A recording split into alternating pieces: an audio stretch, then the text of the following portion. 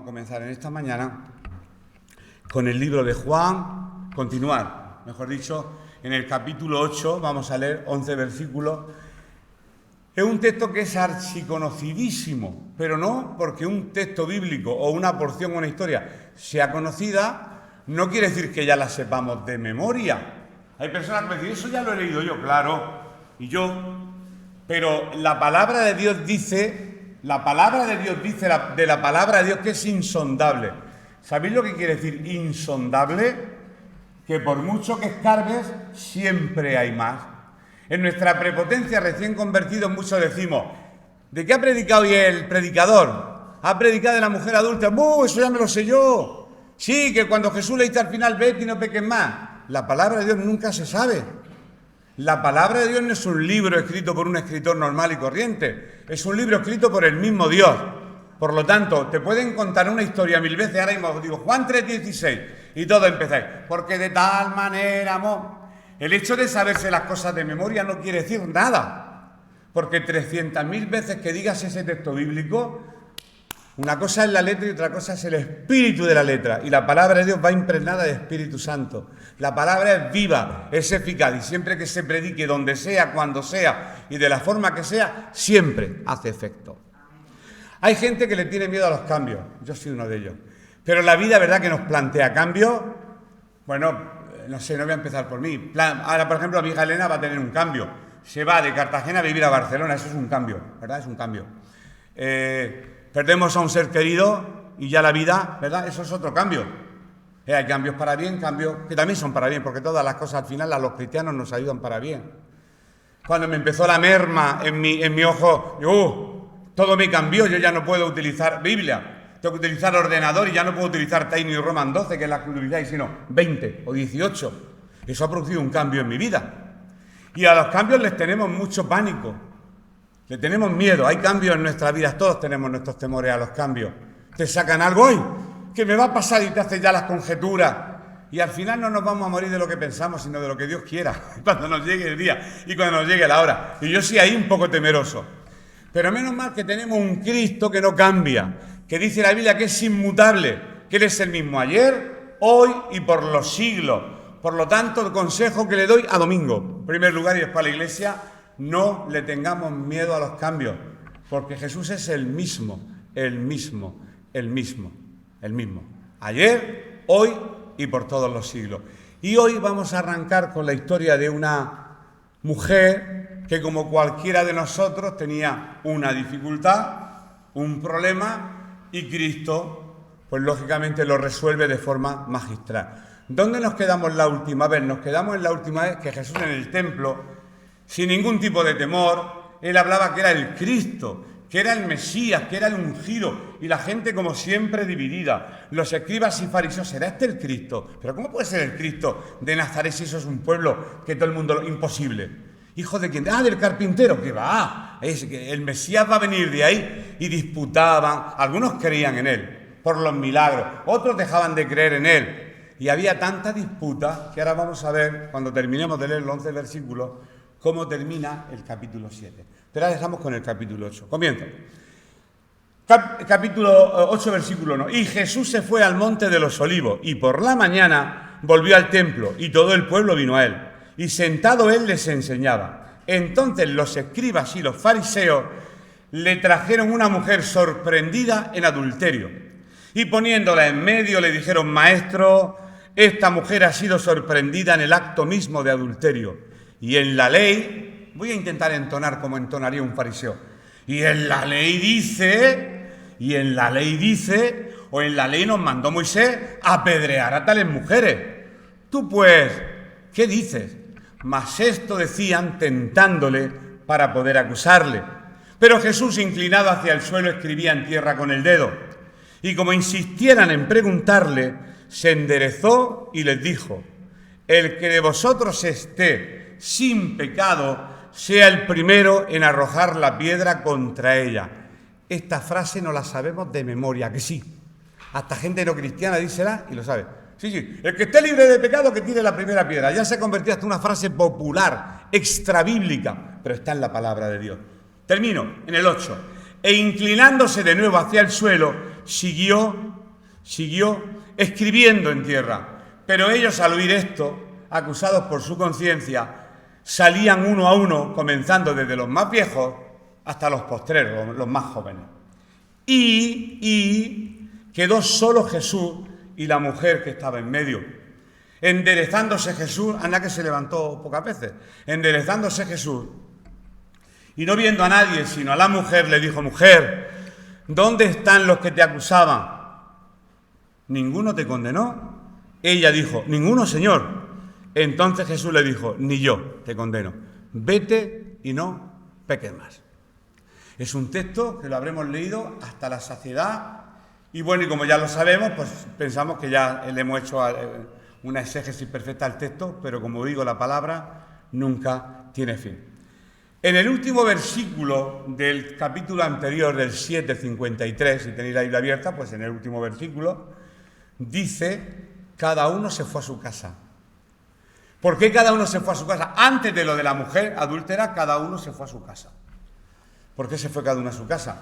Porque Jesús, desde el templo, predicaba y predicaba y predicaba, y ahí ya él no se cortaba, estaba en su último año de ministerio a punto de ser muerto, y él decía a voz en grito: yo soy el Mesías, el Padre y yo somos uno, yo soy el Cristo, soy el ungido. Él lo decía sin ningún tipo de problema. Pero como disputaban siempre entre sí, como siempre estaban divididos, cada uno se fue a su casa. Nadie le invitó esa noche a dormir a su casa a Jesús. Cada uno tiró por su camino, y eso ocurre hoy en día. Tú predicas la palabra, unos piensan una cosa de Jesús. ¿Vosotros qué sois? Los protestantes, los que no creen en la Virgen. No, yo soy católico de toda la vida. ¿Y tú de qué culto eres? ¿De los pentecostales, de los que hacen palmas? No, yo soy de los tranquilos, de los que yo no hago palmas. ¿Y tú? Y nosotros siempre estamos pendientes de las divisiones, de las liturgias, de las teologías y de tantas historias que no tienen nada que ver. Lo importante es tener a Cristo en el corazón. Eso está por encima de tanta división humana y de tanto raciocinio humano. ¿Y sabes por qué se fueron a su casa? Confundidos, porque no sabían si era el Cristo, si no era el Cristo, si estaban en la verdad, si no estaban en la verdad. Vamos a acudir a una iglesia durante 8 años para buscar la verdad y no encontrarla. Eso tiene que ser duro, eso tiene que ser muy duro. Sí, asistir durante mucho tiempo, escuchar la palabra de Dios y no conocer a Cristo tiene que ser muy duro, estar confundido, porque la verdad es que la palabra de Dios confunde. ¿Sabéis lo que dice en el Evangelio?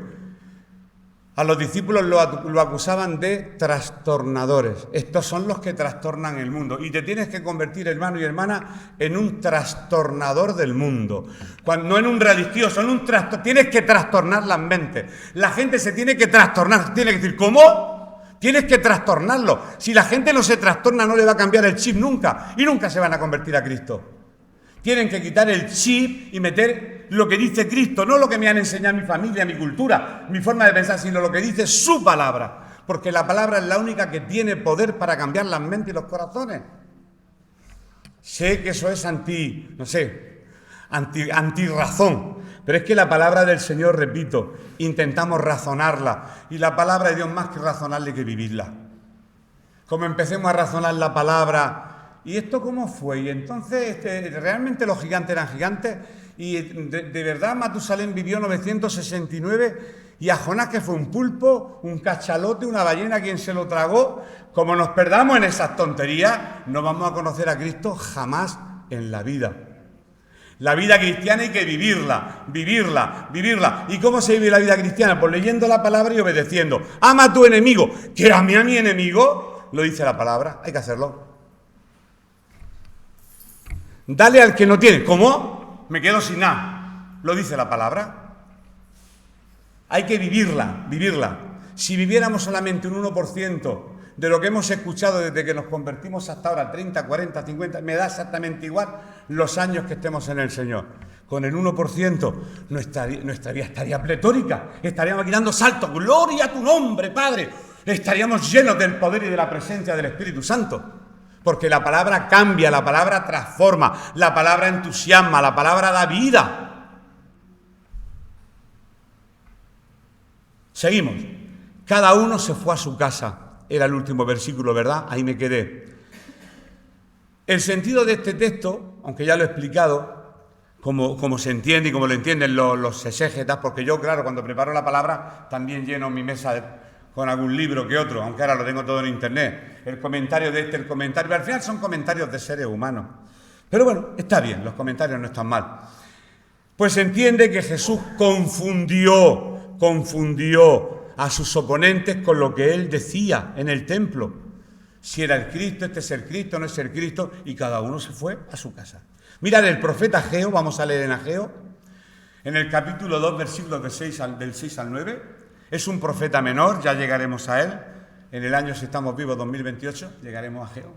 El profeta Ageo dice en el capítulo 2, de una profecía, del versículo 6 al 8, o al 9, perdón, porque así dice el Señor de los ejércitos, de aquí a poco yo haré temblar los cielos y la tierra, el mar y la tierra seca, y haré temblar a todas las naciones, y vendrá el deseado, con mayúscula, y vendrá el deseado de todas las naciones, y llenará de gloria esta casa, el templo. Ha dicho el Señor de los ejércitos, mía es la plata, y mío es el oro, dice el Señor de los ejércitos. La gloria de esta segunda casa será mayor que la primera, ha dicho el Señor de los ejércitos, y daré paz en este lugar, dice el Señor de los ejércitos. Hasta ahí, Ageo. ¿Cuándo se cumple esta profecía? Porque una profecía es algo que se dice en un tiempo y que ocurre en otro. Por ejemplo, vais al Antiguo Testamento y dice, no quebrarán ninguno de sus huesos, y 1000 años después muere Cristo en la cruz y no le quiebran ningún hueso. La profecía dice, y aquí una virgen concebirá y dará a luz un hijo y dará por nombre Isaías, y 700 años después se cumple. Y será vendido por 30 monedas de plata, y 832 años después se cumple. Si solamente con la evidencia que hay en la Biblia hay que convertirse hoy. Hoy de aquí no puede salir nadie sin tener a Cristo en su corazón. Imposible. Eso es porque tienes un corazón que no quiere, porque sabes que tener a Cristo es un cambio de vida, un cambio en la forma de pensar, un cambio en la forma del mundo. ¿Y yo un cambio? No. Yo sé lo que creo, yo sé lo que entiendo. Bueno, la palabra del Señor dice que tenemos que pegar un cambio radical. La palabra convertirse, metanoia, cambio de mente, cambio de dirección, es un cambio radical. Lo que nos hace mirar a la cruz, y dejar de mirar lo que pensamos que es la verdad o que en nuestro raciocinio se encuentra la verdad. Bien, Jesús aparece en el templo durante la fiesta de los tabernáculos. Lo leo literal porque esto lo ha escrito un hermano que se llama Morris. Jesús aparece en el templo durante la fiesta de los tabernáculos. Cuando vieron verter el agua, que era uno de los ritos que se hacía, alzó la voz diciendo, eso lo leímos en Juan 7:38 creo, si alguno tiene sed, venga a mí y beba, y por su interior correrán ríos de agua viva. Jesús es la verdadera gloria que llena el templo. Jesús es el deseado de todas las naciones, lo dijo desde el templo. Por lo tanto, la profecía de Ageo se cumple aquí. Este es el cumplimiento de la profecía de Ageo. Allí estaba el deseado de las naciones. Allí estaba el único que era capaz de quitar el pecado del mundo. Allí estaba el único que era capaz de satisfacer el vacío que hay en esta vida, con tanta depresión y ansiedad, ¿verdad? Que lo llenamos con otras cosas, pero aquí dice que si alguno tiene sed, venga a mí y beba. Jesús es nuestra farmacia particular. Él es el que cambia nuestras ansiedades, nuestros temores, nuestros altos y bajos, que todos los tenemos, no se escapa nadie. Jesús es la verdadera gloria que va a llenar tu vida. Jesús es el deseado de todas las naciones. Y aquel verbo fue hecho carne. Y vimos su gloria, gloria como del unigénito del Padre, lleno de gracia y de verdad. Pues aquí, en este lugar y en este templo, se cumple esta profecía. Jesús sube a la fiesta de los tabernáculos, va al templo y la lía, como siempre. Dice quién es y disensión. Si desde este púlpito yo cualquier otro predica la verdad sobre Cristo, hay personas que se molestarán y personas que no se molestarán. Porque incluso llegamos, ya lo he dicho, a personalizar las predicaciones. Los que tienen experiencia en la predicación saben que en todas las iglesias lo hemos vivido. De estar un predicador y alguien se ha molestado y se ha ido, ¿qué pasa? Es que eso lo está diciendo por mí. Y no ha entendido que es el Espíritu Santo de Dios quien está tocando su corazón. ¿Tú piensas que tenemos tiempo por las noches a pensar esto va para la Lola? y esto va para Antonio, no, esto va para Nani. Mañana se va a enterar la Nani. No, no, no, no. Si alguna vez tu corazón es trastocado por la palabra, la predique quien la predique, entiende que es el Espíritu Santo de Dios que quiere cambiar ese área de tu vida. Porque conmigo también lo hace.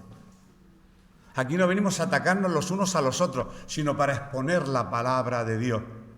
La palabra del Señor, que es la que en definitiva nos transforma. Versículo 1 y 2. Y Jesús se fue al monte de los Olivos y por la mañana volvió al templo y todo el pueblo vino a él y sentado él enseñaba. Claro, se sentaba porque predicaba mucho tiempo, se cansaría. Y sentado en el templo, como cuando era niño con 12 años que se le pierde a los padres en su fiesta de la Bar Mitzvah, cuando se pasa a la comunidad judía, allí estaba sentado en el templo Jesús enseñando. ¿Por qué? Porque después de la fiesta, él se quedó unos días allí. Y aunque la autoridad religiosa, escribas, fariseos, querían silenciarlo, querían arrestarlo, querían matarlo, a él ya le daba igual. Él seguía enseñando y enseñando de una forma osada, atrevida, a todo el mundo. Y no se metió en una casa, en el lugar más público, en el lugar más público de Jerusalén, en el templo. ¿Cuál sería el lugar más público de Madrid? ¿La Plaza Mayor? Yo no lo sé. ¿Por dónde pasa más gente? ¿Por la Gran Vía? Pues yo pienso que Jesús, la Gran Vía, pues la Gran Vía es por donde más madrileños circulan. No, pues Jesús habría puesto en medio de la Gran Vía. Ahí, para que me escuchen bien quién soy, el Hijo de Dios. No se va a meter aquí, yo que sé, en Pozetreso, en La Palma, ¿no? No, a un sitio bien, lleno de gente, donde pudieran escuchar quién era él y lo que él predicaba. Versículos del 3 al 5. Dice así la palabra. Entonces los escribas y los fariseos le trajeron una mujer sorprendida en adulterio, y poniéndola en medio le dijeron: Maestro, esta mujer ha sido sorprendida en el acto mismo de adulterio, y en la ley nos mandó Moisés a apedrear a tales mujeres. Tú pues, ¿qué dices? ¿Por cómo la pillaron? Porque abrieron la puerta y se dijeron: ¡ay, perdón! No, esto no es lo que parece, como se ve en las películas. ¿Cómo la pillaron? ¿Cómo pillaron a una mujer sorprendida en acto de adulterio? Porque fueron acaso hechos para probar a Jesús, a pillarla. Era una mujer promiscua, ya la conocían allí y sabían que la iban a pillar sí o sí. Y ahora vamos a ver lo que decía la ley judía. Porque verte entrar con una mujer en una habitación o salir de la habitación o incluso dormido, no pasa nada, no hay acto sexual. Tuvieron que haber contempladores del acto sexual. Contempladores del acto sexual. Esto es fuerte. Nunca nos hemos parado en los detalles cuando leemos estos versículos. Mientras que Jesús estaba en el templo, como no sabían la forma de quitárselo de medio, vamos a provocarlo. Vamos a provocar a Jesús de nuevo. Vamos. Entonces, pues querían hacerlo lo más público posible. ¿Para qué? Para avergonzar a la mujer y a Jesús. Querían avergonzarlo a los dos. Hay, un doctor es estadounidense que escribe mucho sobre el libro de Juan. Dice, todo esto parece indicar que los acusadores tenían alguna venganza especial en contra de Jesús y de la mujer. Esto se muestra en el hecho de que llevaron a la mujer para mostrarla públicamente y no había necesidad de eso. Podrían haberla retenido, custodiarla y después llevar el caso ante el grupo religioso. En este caso querían probar a Jesús o delante del Sanedrín. No tenían por qué montar un escándalo público, como lo montaron con gritos. Y Jesús tranquilo. Vamos a ver cómo reacciona Jesús y por qué se agacha y se levanta y qué es lo que escribió en tierra, que es la pregunta del millón, que hasta el siglo XXI todavía nadie sabemos. Pero tenemos todas las respuestas a lo que escribió realmente en tierra. El verbo sorprendida fue sorprendida. En su original, esto es un poco de gramática, pero lo explico rápido, un tiempo perfecto. Quiere decir, más o menos, que fue tomada con su vergüenza sobre ella. Es la traducción literal, para que lo entendáis. Sorprendida en lo que solía hacer. Los escribas y fariseos mandaron mirar a ella, que parece ser que anda con uno, y decirlo, y traerla para acá a ella, la mandaron. Entonces los líderes religiosos llevaron a esta mujer delante de Jesús en unas circunstancias muy humillantes, la sacaron de la cama, vístete, vente, y arrastrándola, la llevaron al templo, lugar de mucha gente, y la tiraron ahí en medio, al suelo, que todo el mundo la viera.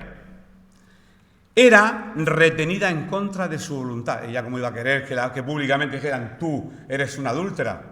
A quien le gusta si hay alguien con una debilidad, un fallo antes de venir a Cristo, que te señalaran públicamente en el lugar más público de la ciudad, dijeran, ¿cuál es tu pecado? Eso a nadie le gustó, y a ella me imagino que tampoco. He puesto aquí una prisionera bajo la custodia de la policía religiosa, porque era un gobierno religioso el que tenía, y había policía religiosa. Los alguaciles eran policía del templo, Los alguaciles que fueron y no pudieron traer a Jesús porque le escucharon hablar y se quedaron boquiabiertos. No pudieron ponerle ni las esposas ni los grilletes, no pudieron detener a Jesús. Imposible detener a nuestro Cristo. Claro,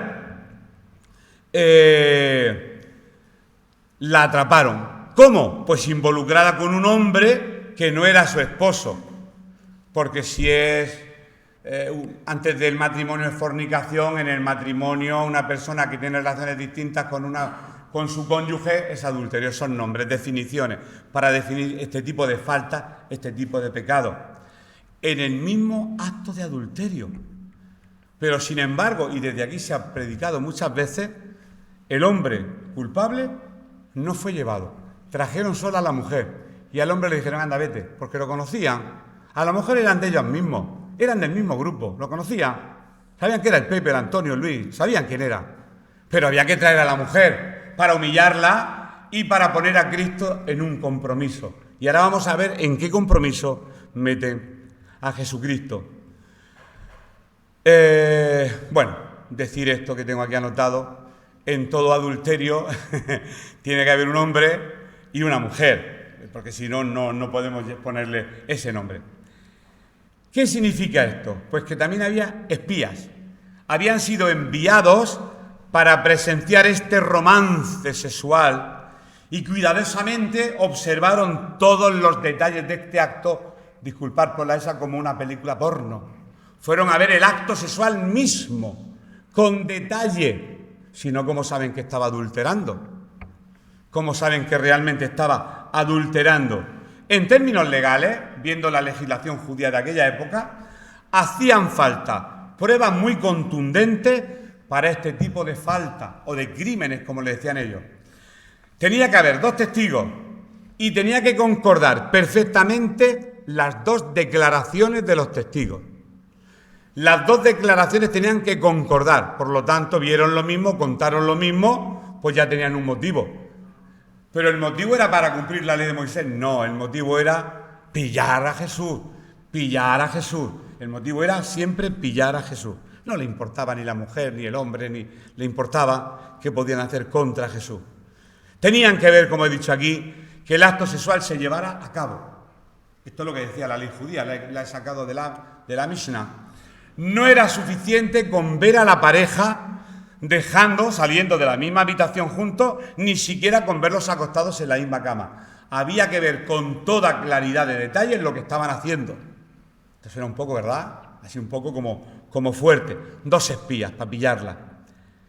Y dicen, con toda su cara dura, en la ley nos mandó Moisés a apedrear a tales mujeres. ¿Había pecado? Sí. ¿La habían pillado? Sí. ¿Se tenía que cumplir la ley? Sí. Claro, se tenía que cumplir la ley. ¿Por qué? Porque el adulterio en el pueblo hebreo pues era una ofensa capital bajo la ley judía. Pero las reglas para que fuera evidente eran muy, muy, muy estrictas. Por tanto, como he dicho, el acto tuvo que ser visto por varios testigos que se pusieron de acuerdo a la hora de testificar y que concordaran los testimonios, o sea, lo prepararon bien, prepararon bien, le tendieron muy bien la trampa, pero la finalidad de esto era pillar a Jesús, pillarlo, vamos a pillar. Aquí tiene que haber algún error, esta iglesia dice que tiene la verdad, aquí tiene que haber un fallo por algún lado. Aquí no, perfecto, aquí no, aquí tiene que pasar algo, el que va buscando siempre el fallo. Pero claro, por eso dice la Biblia, puestos los ojos, no dice en Lola Segado, ni en Fina Conesa. Puestos los ojos ¿en qué? En Jesús, el autor y consumador de la fe. Y cuando tenemos los ojos puestos en Cristo, pues entonces nadamos por las aguas de la cristiandad con otra mentalidad y con otra forma de ver el mundo. Lo cierto es que en aquel tiempo nadie era ejecutado por haber adulterado. ¿Por qué? ¿Por qué nadie era ejecutado en aquella época? No hay mucho vestigio literario. Muy sencillo, porque es un pecado que se hace en privado y con la puerta cerrada. Claro. Pilladme que voy a adulterar. Como que no. Esta mujer fue pillada, pero con una trama anterior. Y después 2 testigos que dieron testimonio para. Sin embargo, por lo que dice el versículo 5, parecía que ella era la responsable de este delito, porque había pecado durante el periodo de compromiso. La fornicación dentro, un hombre... Claro, en las leyes gitanas, no sé si conocéis las leyes gitanas, ahora está el apalabramiento y el pedimiento, después la boda. Ahora añadí una cosa más, porque tengo alumnos y muchos hermanicos gitanicos y me lo cuentan. El pueblo de Israel tenía algo parecido con respecto... Estaba desposada con Jesús, estaba pedida. La familia se pedía a la novia y posteriormente se casaba. Una mujer que ya estaba prometida con un hombre se acostaba con otro, eso era un adulterio como la copa de un pino. En Levítico 20:10 vamos a leer lo que dice realmente la palabra de Dios respecto a este pecado. Y ya lo entendemos y decimos, aquí está el quid de la cuestión. Ya conocemos la intención de los que trajeron a la mujer y ya sabemos lo que quería. Este texto tenemos que saberlo. Si un hombre, vamos a meter al hombre en la ecuación, porque al hombre, una sociedad machista como la judía saca al hombre y deja a la mujercita, la deja a solas. Si un hombre cometiere adulterio con la mujer de su prójimo, el adúltero y la adúltera, indefectiblemente, es decir, sin más remedio, serán muertos. Los dos, hombre y mujer. Pero se llevan a la mujer. Y entonces Jesús, lógicamente, cuando dice, ya está, ya me están tendiendo una trampa. Jesús se dio cuenta al instante. En adulterio, ¿y el hombre dónde está? No es cosa de 2, ¿por qué me traía uno? Claro, lo leemos muy rápido y sacamos ciertas conclusiones del texto, pero vamos a leer el texto en su conjunto y vamos a entender las intenciones. Lo que está claro, que los escribas, los fariseos, los testigos falsos le pusieron una trampa a Jesús. Mirad qué trampa. La trampa consistía en lo siguiente. Jesús podría haber dado una respuesta. Si Jesús hubiera dicho, déjenla ir. ¿Saben lo que le hubieran dicho? Y tú estás quebrantando la ley de Moisés. Porque la ley dice que una mujer pillada en acto de adulterio, tenemos 2 testigos y que apedrearle. ¿Dices que la deje ir? Pero Jesús podría haber dado otra respuesta. Si hubiera dicho, ejecútenla por su crimen de adulterio. Pues ¿sabes lo que habría pasado? Pues que tú, pero no vas predicando por ahí el amor y el perdón. ¿En qué quedamos? Un sí o un no le valía por respuesta. ¿Os dais cuenta? No le valía por respuesta. Y además, una tercera cosa que casi nunca se predica, violarían la ley romana. Porque los romanos, cuando ocupaban Israel en aquel entonces, le tenía prohibido a los judíos ejecutar a nadie de forma oficial por una ofensa religiosa, por un pecado que tiene que ver con la ley de Moisés. El pueblo romano tenía prohibido al Sanedrín castigar a nadie, era una prohibición, para que entendamos más o menos. Por lo tanto, era una trampa dilema. ¿Sabéis lo que es un dilema? Que digas sí o digas no, te pilla. Digas sí o digas no, y Jesús no dijo ni sí ni no.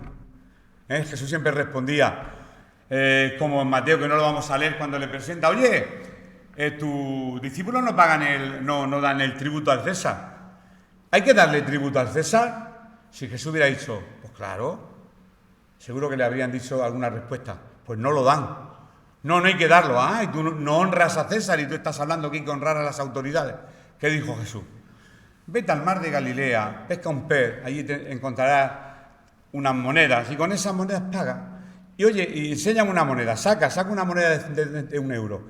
¿De quién es la imagen? Del César. Pues dar al César lo que es del César y a Dios lo que es de Dios. Claro, como ya conocemos todas las respuestas porque sabemos la Biblia, no le damos importancia, pero Jesús nunca dijo ni un sí ni un no, porque lo hubieran pillado. Y en este caso le tendieron la trampa, pero a Jesús no hay quien lo pille. Versículo 6. Versículo 6, dice la palabra. Mas esto decían tentándole para poder acusarle. La intención le daba igual a la mujer. Pero Jesús, inclinado hacia el suelo, escribía en tierra con el dedo. No como en algunas películas lo presentan con un palo ahí haciendo garabatos en el suelo, que todos hemos hecho garabatos en el suelo. ¿Quién no ha hecho garabatos en el suelo? Incluso en la playa, en la arena. Todos hemos hecho garabatos en el suelo. Pues los líderes religiosos, hombres miserables, no tienen otra forma de describirlo, utilizaron a esta mujer como un arma arrojadiza contra Jesús. La presentaron como una mujer pecadora, pero ignoraron su propio pecado en el asunto. Estaban tan ciegos que querían cumplir la ley a su antojo y a su capricho. Querían cumplir la ley, pero saliendo beneficiados ellos. Y ahora esto lo vamos a entender, que no tenemos derecho a acusar a nadie. En el momento en que de aquí nos demos cuenta todos que tenemos pecado, ya nunca jamás utilizaremos la técnica de acusar. Nunca. Pero cuando tengamos claro que tenemos pecado. Mientras que no tengamos claro que tenemos pecado, seguiremos R que R, porque somos humanos.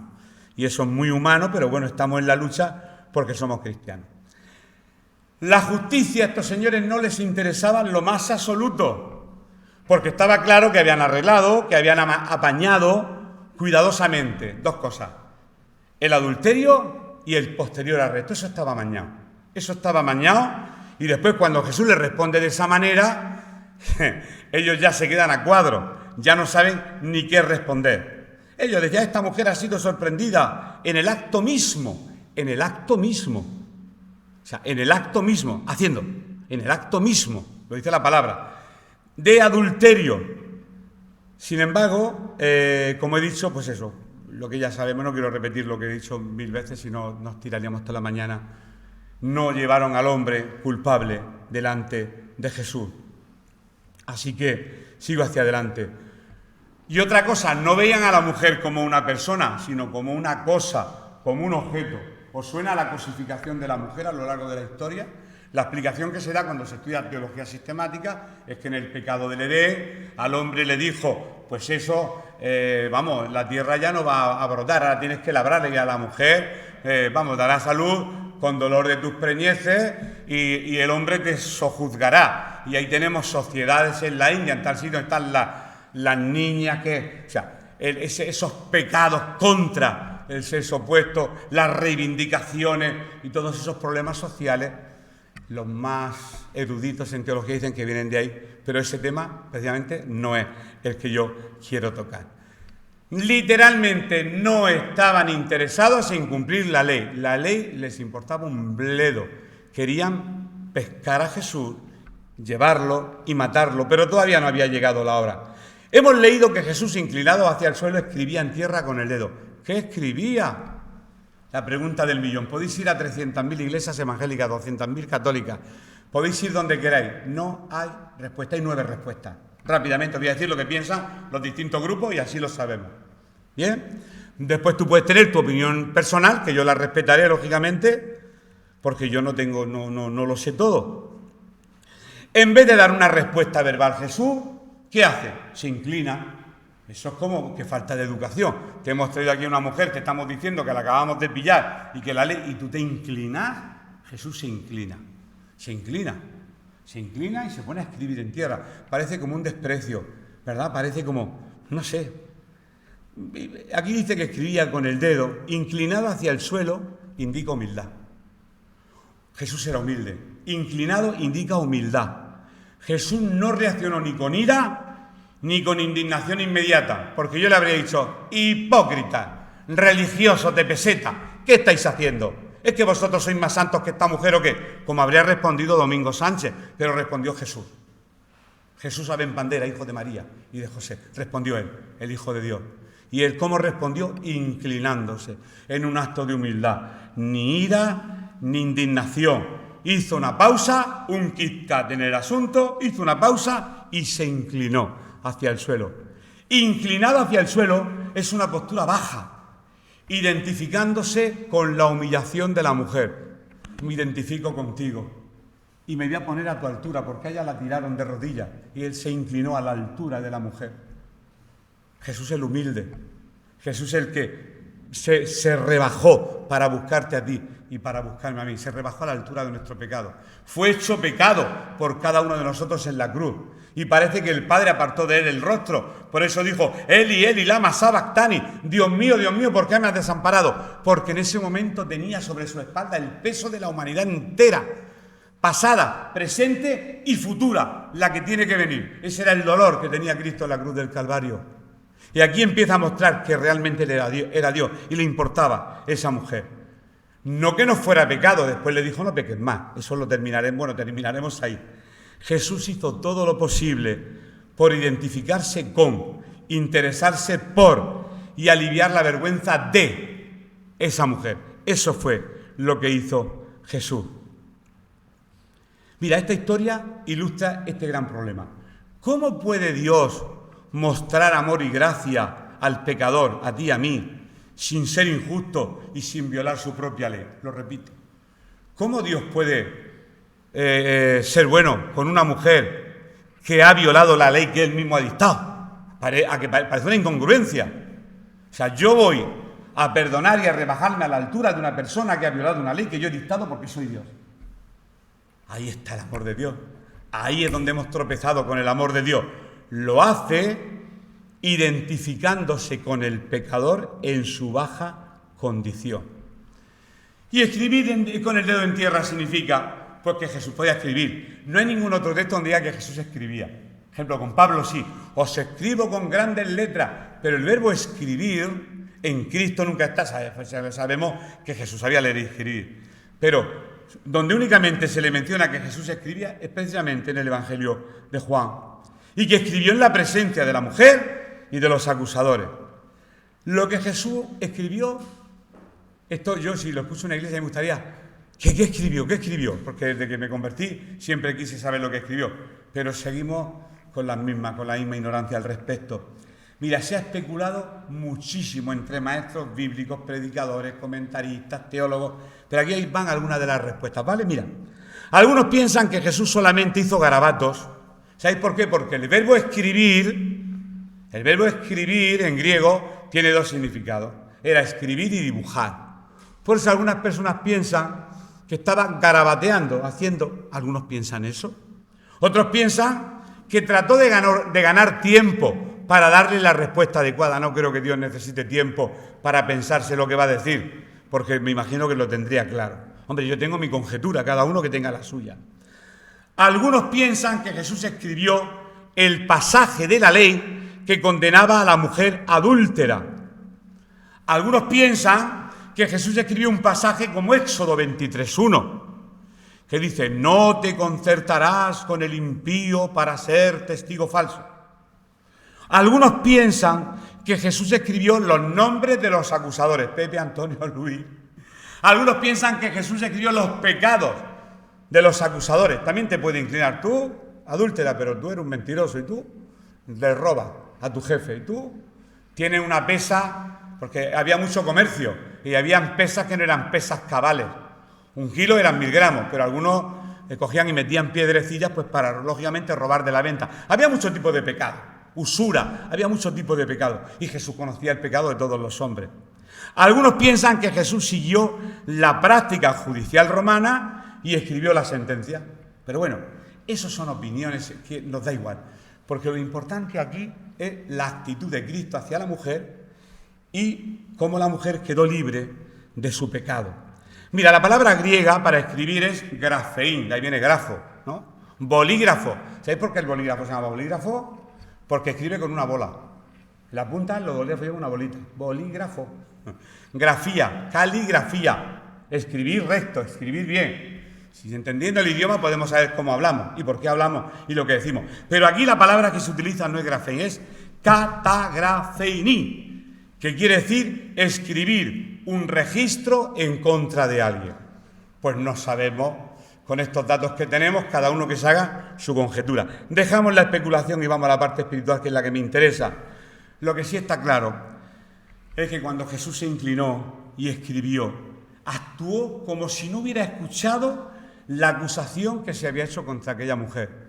Estaba diciendo, si conozco vuestros corazones, no me vais a picar, no me vais a mosquear, no me vais a hacer arder en ira, voy a actuar como quien soy, el Hijo de Dios. Lo que está predicando días atrás en el templo lo voy a demostrar con esta actitud hacia esta mujer. Fue lo que realmente hizo. Y también porque Jesús le rechazaba ese perverso trabajo, esa astucia, esa manipulación. Los ignoró. También no quería dejar en vergüenza a aquella mujer. Actuó como lo que era, el Hijo de Dios.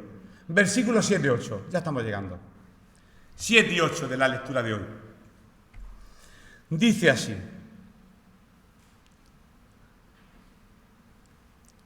y como insistieran en preguntarle, se enderezó, estaba agachado, se endereza. El que de vosotros esté sin pecado sea el primero en arrojar la piedra contra ella. E inclinándose de nuevo hacia el suelo, siguió escribiendo. Se levanta y se vuelve a agachar y sigue escribiendo. Son cosas que uno pues dice, bueno, ¿esto qué quiere decir? Insistieron. Es que insistieron, oye, que no te hagas el loco, que aquí esta mujer, que la hemos pillado y que se merece porque la ley, el mismo discurso. Y ante el mismo discurso, pues la misma respuesta por parte de Cristo. Era un discurso falso, un discurso religioso, un discurso malvado, un discurso de odio hacia el verdadero Mesías. Y Jesús pues se enderezó, ¿sabéis por qué? Para ponerse a la altura de ellos y mirarlo a los ojos y tener un contacto visual. Y después de decirle, mira, el que esté libre de pecado que la arroje y dejarme tranquilo. Y si se volvió a agachar, a lo suyo. Más o menos es la explicación que dan casi todos los comentaristas de este texto, que he podido leerlo, gracias a Dios. El que de vosotros esté sin pecado sea el primero en arrojar contra ella la piedra. Alguien dijo, podemos ejecutarla. Jesús pensaría, podemos ejecutarla, pero debemos hacerla correctamente. Uno de los testigos debe de iniciar su ejecución. A ver, testigo, ven para acá, inicia la ejecución. Así que, ¿quién de ustedes fue testigo de este crimen y solo me trajo a la mujer y no al hombre? Jesús lo habría dejado en evidencia. ¿Quién diseñó la humillación de esta pobre mujer? Yo voy a cumplir la ley, pero ¿queréis que la cumplamos? Pues que salga el testigo.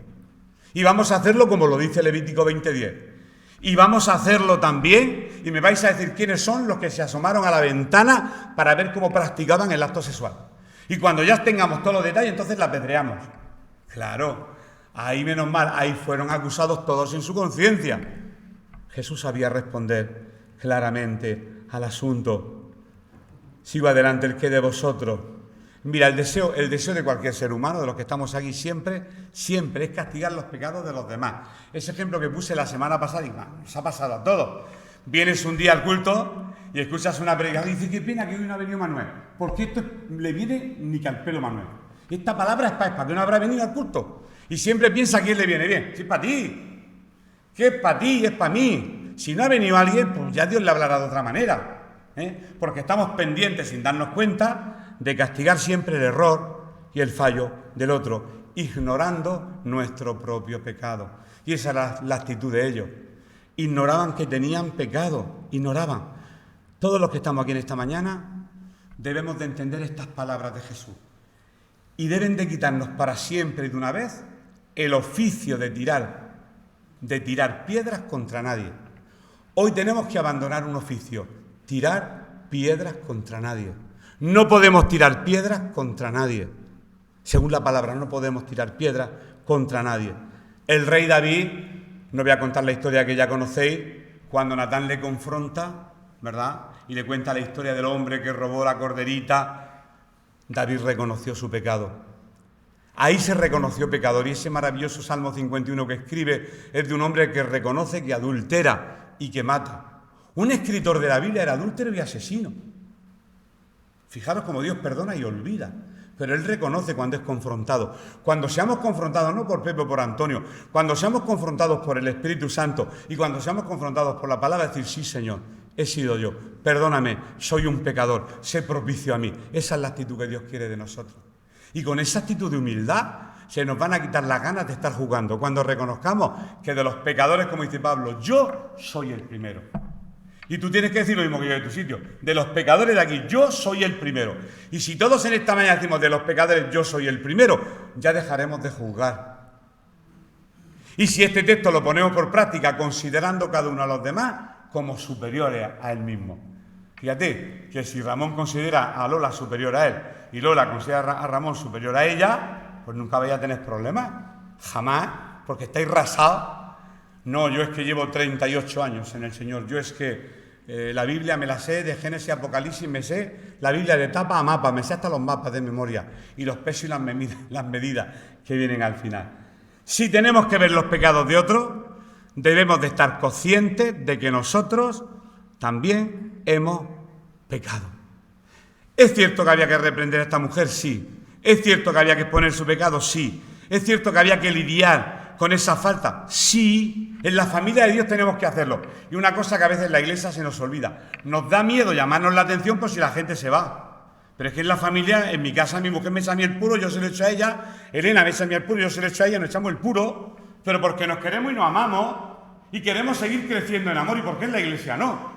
¿Por qué ese temor y ese miedo? ¿A qué tenemos miedo? Si somos todos unos pecadores, claro.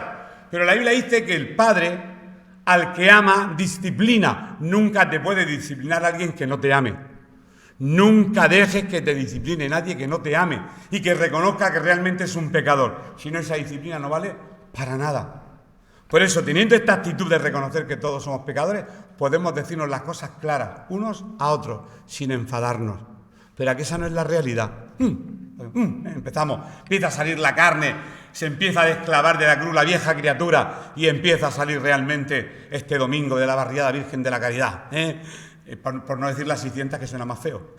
Empieza a salir esa vieja criatura, en todo, porque hemos sido crucificados en Cristo. Voy a darme un poquito más de prisa, no por correr, Vamos al versículo 9, llegamos hasta el 11 y terminamos. Versículo 9. Dice, pero ellos, al oír esto, acusados por su conciencia, salían uno a uno, comenzando desde los más viejos hasta los postreros, los más jóvenes. Y quedó solo Jesús y la mujer que estaba en medio. ¿Y por qué se van primero los viejos y después los jóvenes? Hombre, menos mal que la Biblia dice acusados por su conciencia. Tenían algo bueno, tenían conciencia. Porque lo malo sería que no tuviéramos ni conciencia. Pero estos señores tenían conciencia. Y conocían la palabra y en su conciencia se sintieron avergonzados. Y yo pienso que el que tenía la piedra más grande y ya tenía puesto el punto de mira en la cara de la mujer para aplastársela, el Espíritu Santo dice, ¿dónde vas tú? Que tú traicionaste a tu mujer el mes pasado. ¿Tú quién eres para pedir a esta mujer si tú eres igual o eres peor? Pero si tú eres un alcohólico, pero si tú eres un ladrón, y fueron acusados en sus corazones y todos soltaron la piedra. Y los jóvenes siempre siguen el ejemplo de los más mayores y salieron primero los mayores porque tenían conciencia y quien le habló fue Jesús, el Espíritu de Dios, Dios Padre, Hijo y Espíritu Santo. Y fueron tocados en su corazón por su conciencia y soltaron la piedra. ¿Y qué hemos leído? ¿Quién se quedó solo? Se quedaron solos Jesús y la mujer adúltera. ¿Quién era el único que podría haberle tirado la piedra? Jesús. Claro, el que esté libre de pecado que lance la primera piedra. Pues Jesús estaba libre de pecado. Podría haber dicho Jesús, ya han salido dos, pues te va a enterar, ponte ahí. ¡Bum! Y lo hubiera hecho, vamos, legalmente. Pero Jesús no te va a arrojar la piedra. Jesús, aún mereciéndolo, no te va a arrojar la piedra. Jesús no le arroja la piedra. Y era el único que tenía, el resto no, él sí. Porque él era sin pecado. Y los dos últimos versículos, el 10 y el 11, dicen, enderezándose Jesús y no viendo a nadie, sino a la mujer, le dijo, mujer, ¿dónde están los que te acusaban? Ninguno te condenó. Ella dijo, ninguno, Señor. Entonces Jesús le dijo, ni yo te condeno, vete y no peques más. Algunos este texto lo tergiversan y se comen lo último del no peques más. No, Jesús perdona a los pecadores, no te condeno, vete. No, vete y no peques más. No dijo que se fuera, vete, pero no sigas con la fornicación, no sigas con la promiscuidad sexual, porque mira los problemas que te está trayendo. ¿Que utilizas el alcohol para olvidarte de tus problemas? Pues mira, vete, pero en lugar de 5, tómate 2, o una, o ninguna. El Señor nos habla. ¿No te das cuenta de las consecuencias que está trayendo el pecado sobre tu vida? El Señor no condena a nadie por lo que hagamos, ni nosotros tenemos derecho a condenar a nadie, sino que el pecado deja secuelas. Y el Señor, como nos ama tanto, no quiere que pequemos. Pero es por amor, no porque quiera castigarnos, como estos escribas y estos fariseos. ¿Dónde están los que te acusan? Ninguno te condenó, ninguno, ni el mismo Señor. la condena. Ni yo te condeno, ni yo te condeno. Que podría haberla condenado porque Jesús estaba libre de culpa. Mira, los escribas y fariseos conocían, lo he apuntado si no se me ha olvidado una frase bonita, conocían la emoción de ejercer poder para condenar. Jesús conocía la emoción de ejercer poder para perdonar. Qué maravilloso que Dios nos dé poder para perdonar. En lugar de para condenar, para perdonar. Poder para perdonar. De hecho, Jesús lo que estaba haciendo era modelar un poco ya el libro de Romanos que vendría posteriormente, 8.1. Ahora pues, ninguna condenación hay para los que están en Cristo Jesús. Ninguna condenación hay para los que están en Cristo Jesús. Porque ya no estamos en la época de la ley, estamos en la época de la gracia. Y termino con el vete y no peques más. Jesús la manda a su casa, pero con un llamado a no pecar. Y sin embargo, esto hay gente que no lo piensa. Continuará esa mujer detenida con respecto a ese pecado. ¿Sabéis por qué? Porque el pecado tiene consecuencias. Hay muchos testimonios. Yo era drogadicto, vine a Cristo, Cristo me liberó, gloria a Dios, amén. Y después vienen las tentaciones. Yo era un promiscuo que me iba a los clubes, al tenis, gloria a Dios. Pero es que después no tienes tentaciones, no me engañes, hombre. No me engañes, si la Biblia lo dice, que nuestras mejores obras son como trapos de inmundicia. No nos engañemos los unos a los otros, le dijo. Y ten cuidado, porque como ese ha sido tu problema, el enemigo nunca te va a dar a beber caseras si lo que te gustaba era el vino. El enemigo no te va a engañar por el robo si lo que a ti te gustaba era el alcohol. El enemigo no te va a dar, no sé, cualquier otro tipo de pecado si lo tuyo es el chisme o lo mío. El enemigo nos va a tentar por donde realmente nos duele. Y él está diciendo, vete, y esa debilidad que tienes, porque todos tenemos debilidades, cuídala. Porque esa debilidad te va a hacer mucho daño. Mira, ¿por qué le hace daño? La envía a casa sin nunca haber aprobado o aceptado ese pecado. Le estaba diciendo, detén ese hábito pecaminoso. Es un hábito pecaminoso. ¿Dónde te lleva, mujer? No busques el amor en el sexo, porque ahí no está. Búscalo de otra manera, porque vas a tener consecuencias. Y las tuvo, claro. Los vecinos, ¿cómo la miraban? Mal. ¿Cuánta gente se ha convertido que ha llevado mala vida? Y para volver a fiarse de esa persona. Pero si este fue un delincuente, un drogadicto, estuvo en la cárcel. Cuidado, viene cuidado, a ver si nos roba el bolso, agarra el bolso, no sé a qué. Para volver a confiar en una persona con un pasado pecaminoso, esas son las consecuencias del pecado. Y hay que comérselas. Y esta mujer tuvo que considerarlas. Termino. ¿Qué es lo que Jesús hizo realmente con estas poderosas palabras de vete y no peques más? Hizo lo siguiente. Reconoció, uno, que lo que la mujer había hecho era pecado, porque dijo que dejara de pecar. Dos, le dijo que se arrepintiera y no continuara con su pecado. Tres, le dio esperanza de que su vida podía continuar en libertad de su pecado sexual. Cuarto, le dio palabras de esperanza para hablar contra la vergüenza que después amenazaría por abrumar su vida. Los vecinos, la gente la señalaría, le dirían, lo tengo clarísimo. Y la mujer necesitaba esperanza y Cristo le dio esperanza. Conclusión, son muchos los que creen o los que creemos que se pierden porque han cometido cierto pecado. Si tú o yo, que en esta mañana hemos venido aquí, o los que han venido quizá por primera vez, eres uno de los que crees esto, pues hay buenas noticias. El Evangelio, buenas noticias y buenas noticias en esta mañana. Uno no se pierde por ser asesino, o mentiroso, o ladrón, o alcohólico, o adúltero, o por cometer otros pecados. Uno no se pierde por eso, no se pierde por eso. Una persona comete estos pecados porque está perdida. Es al revés. Las personas que cometen esos pecados porque están perdidas. ¿Y qué necesitan? Pues creer en Jesucristo, ya está. Creer en Cristo y que Cristo lidie con nuestra vida y que Cristo lidie por nuestros pecados. Jesús perdona los pecados, todos los pecados. Él es el Salvador. Murió por los pecados de todo el mundo. Y cualquier persona, sea quien sea, cualquier persona que acuda al Señor será perdonada, sin importar el pecado que sea. Es el Cristo tan maravilloso que tenemos. Amén. Pues hasta aquí la palabra del Señor.